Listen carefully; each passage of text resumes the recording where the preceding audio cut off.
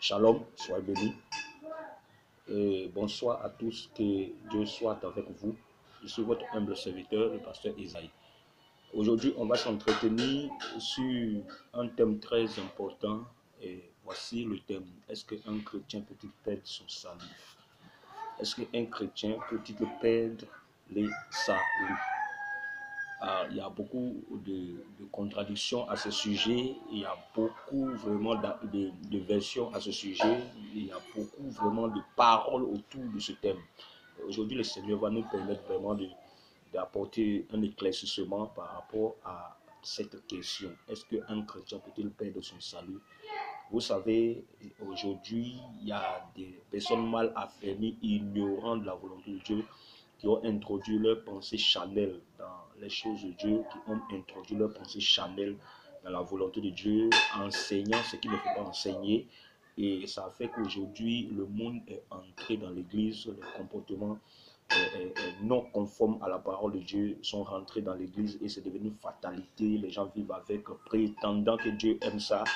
Et il faudrait que nous en parlons parce que la vie que nous menons est une question de vie et de mort. Je suis votre humble serviteur. Bienvenue sur la chaîne L'amour du prochain.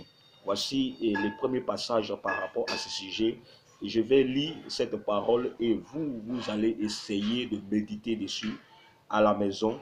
Vous allez essayer de méditer chez vous dans votre Bible pour essayer de savoir où est la vérité et demander aussi au Seigneur. Parce que c'est une question qui est en train d'envoyer la controverse, la contradiction dans le corps de Christ. Et il faut en parler. Et le Seigneur m'envoie pour vous mettre sur un chemin bien précis.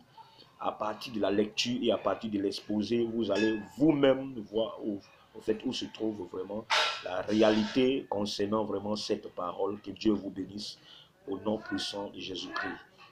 Et nous sommes dans 1 Corinthiens, le chapitre 9, le verset 23, du verset 23 jusqu'au verset 27. Le verset 23 jusqu'au verset 27, que je lis maintenant au nom de Jésus. J'ai fait toutes choses à cause de l'évangile afin d'y avoir part.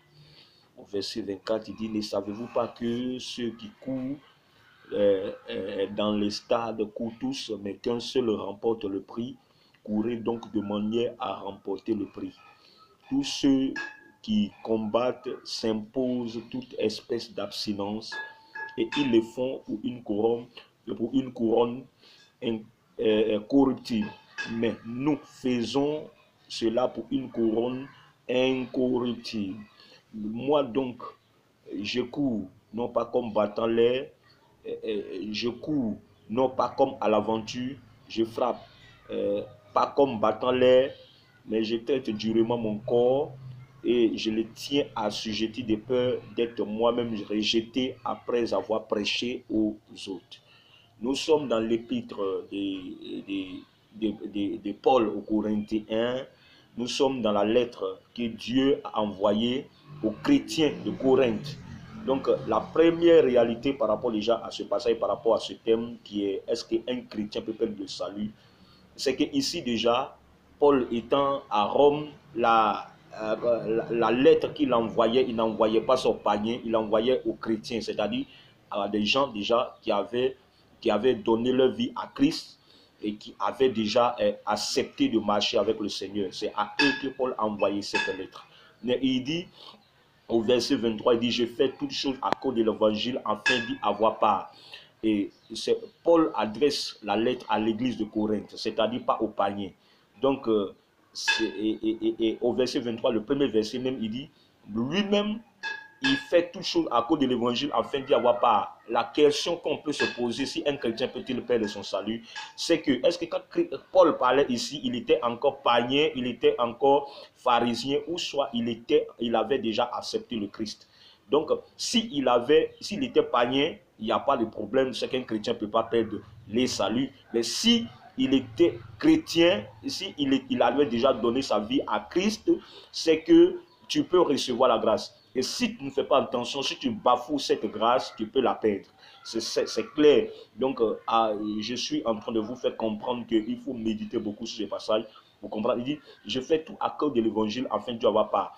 Donc, regardez le verset 24. Le verset 24, ne savez-vous pas que ceux qui courent dans les stades courent tous, mais qu'un seul remporte le prix? Il dit, nous-mêmes, courons de manière à remporter le prix. Ce qui veut dire que il y a beaucoup de personnes qui peuvent courir, mais si tu ne sais pas courir, tu peux être disqualifié.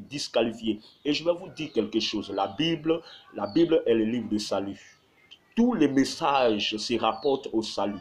Et qu'est-ce que le salut en réel que la Bible veut nous apprendre ici? C'est que c'est après la mort, la place glorieuse que le Seigneur nous a révélée. C'est-à-dire la vie éternelle. La vie éternelle, c'est ça le salut. Et c'est ça le salut dont les questions ici. C'est-à-dire cette promesse. Vous savez, la grâce, nous sommes le fruit de la deuxième alliance. Et on appelle ça l'alliance de la grâce. Et dans cette deuxième alliance de la grâce, il y a des exigences auxquelles ceux qui adhèrent à cette alliance-là, auxquelles ils doivent obéir. Donc, ces exigences-là, moi je pense que si tu n'obéis pas à ces alliances, tu ne pourras pas aller au ciel. Tu ne pourras pas être qualifié pour l'enlèvement prochain. Plutôt. Et que Dieu vraiment vous bénisse. Donc, vous comprenez déjà là où nous allons. Et je vous ai dit que Paul s'adressait aux chrétiens. Donc, si on ne perdait pas le salut, Paul n'allait pas prendre son temps pour dire je fais toutes choses à cause de l'évangile afin d'y avoir part. Et il va plus loin, il dit courez donc de manière à remporter le prix, c'est-à-dire que nous sommes candidats. Être candidat, ça ne veut pas dire qu'on a déjà gagné la coupe. Être candidat, ça ne veut pas dire qu'on est déjà admis ou bien on a déjà remporté le prix. On est candidat. Tous les chrétiens sont candidats. Tous les chrétiens, il n'y a pas quelqu'un qui est sauvé d'avance. Nous tous, nous sommes candidats, comme la Bible est en train de le déclarer ici. Il dit, au verset 25, il dit, tous ceux qui combattent s'imposent toutes sortes d'abstinence. Tous ceux qui combattent s'imposent toutes sortes d'abstinence. Et ils le font pour une couronne corruptible. Mais nous, il dit, mais nous faisons-le pour une couronne incorruptible. Et donc, tu vois un peu, la Bible déclare, même ceux qui, il y a des compétitions dans le monde, ceux qui veulent y participer, il y a des exigences, des règles, il y a des choses qu'ils ne doivent pas faire. Souvent, on a tendance à dire que pour telle compétition, les compétiteurs ne doivent pas toucher à la femme, ne doivent pas manger de telles choses. On entend souvent ce genre de choses. Et ça, ce n'est pas exclu aussi dans le principe spirituel divin que Christ a imposé à l'Église. Donc, ce qui veut dire que, c'est quoi Paul dit, nous, ils le font pour une couronne corruptible, une couronne Chanel, une couronne physique, mais nous faisons-le. C'est-à-dire, nous aussi, on doit s'abstenir. On doit s'abstenir et pour gagner quoi? Une couronne incorruptible. Donc, dans l'opposé de ce que nous sommes en train de dire, si tu ne te gardes pas, tu vas pas avoir cette couronne incorruptible.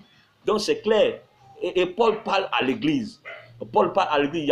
Il y a personne qui est sauvé d'avance. Donc, c'est ce que le message veut véhiculer. Il dit, moi donc je cours non pas comme battant l'air, je frappe non pas comme...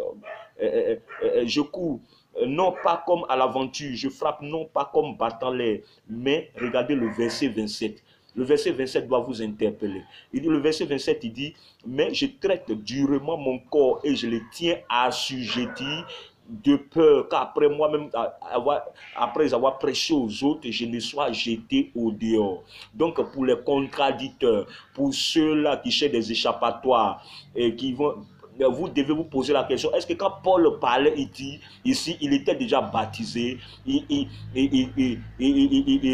avait déjà accepté le Seigneur, ou bien il était encore pharisien? S'il était pharisien, il n'a pas de problème. Mais s'il était déjà chrétien, et que lui-même il dit, s'il ne tient pas bon, s'il ne respecte pas les exigences de Christ, s'il ne marche pas selon les commandements du Seigneur, il peut être jeté au dehors. Quand il dit jeté au dehors, c'est-à-dire être allé en enfer. Il y a des pasteurs théologiens qui vont essayer de dire que ce n'est pas ce que ça veut dire. Mais moi, je vous dis au nom du Seigneur que Paul dit, il traite durement son corps, il le tient assujetti, de peur qu'après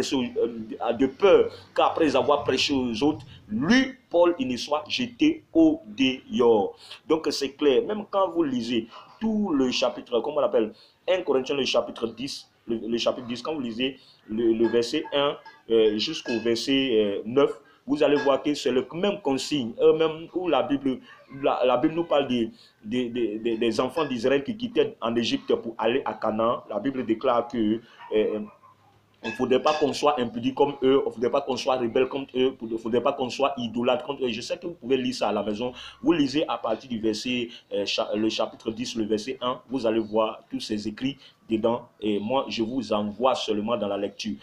Apocalypse, le chapitre 3, le verset 11 que nous lisons, la Bible déclare qu'il retiens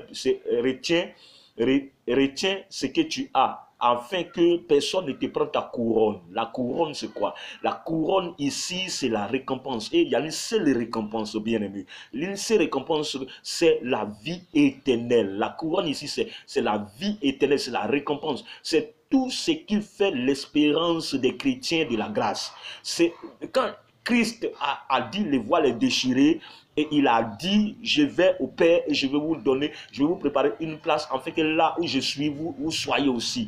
Donc il n'y a pas d'autre promesse que la vie éternelle. Et la vie éternelle n'est pas gagnée d'avance comme les gens ont pour habitude de le dire. Tu ne fais pas bien, tu perdras ta couronne. Et si tu perds ta couronne, ta place ne sera pas au paradis, mais en enfer. Donc, en un mot, les chrétiens peuvent perdre le salut. Comme Paul l'a dit dans l'écriture que vous allez lire derrière moi au nom puissant de Jésus. Donc, on peut perdre bien le salut quand le protocole, quand les exigences, quand les commandements de Dieu ne sont pas respectés. Les chrétiens peuvent perdre le salut. Que Dieu vous bénisse. C'était votre humble serviteur, à bon entendeur. Salut. Que Dieu soit avec vos maisons et que la paix de Dieu soit avec vous au nom de Jésus. Amen.